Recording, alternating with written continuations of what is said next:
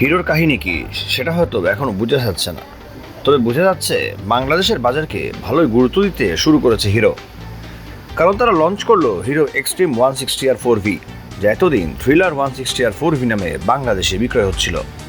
Thriller 160R এর একটি refresh addition বলা চলে বাইকটিকে, কারণ লেটেস্ট থ্রিলার 160R এর ফিচারগুলোর সাথে নতুনভাবে যুক্ত হয়েছে single seat, LED tail light এবং প্যানিক লাইট। পিছনের টায়ার সাইজ বাড়িয়ে 130 করা হয়েছে। ফুল ডিজিটাল স্পিডোমিটারের সাথে যুক্ত হয়েছে ব্লুটুথ কানেক্টিভিটি। বাকি সব কিছু সেমই আছে বলা যায়। হিরো ডিজাইনের চেঞ্জ আনলে সবচেয়ে ভালো হতো বলে আমার মনে হয়, কারণ থ্রিলার 160R বাজারে খুব একটা ভালো অবস্থানে না থাকার কারণ হিসেবে থ্রিলারের বাজে দিকগুলোর মধ্যে সবচেয়ে বেশি আমার কাছে মনে হয়েছে এর ডিজাইন, যা খুবই বাজে লেগেছে।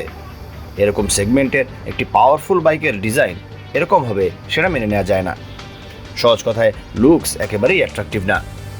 তারপরও আপডেট একটা ভ্যারিয়েন্ট এসেছে, সেজন্যই আপনাদের সাথে শেয়ার করা।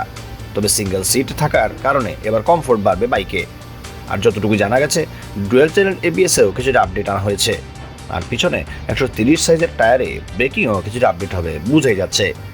তবে এক্সট্রিম 160R4V এর খুব বড় মেজর আপডেট হবে বলে আমার মনে হচ্ছে না। বলতে পারেন রিব্র্যান্ডিংয়ের খাতিরে যা আপডেট করার সেটাই করেছে হিরো।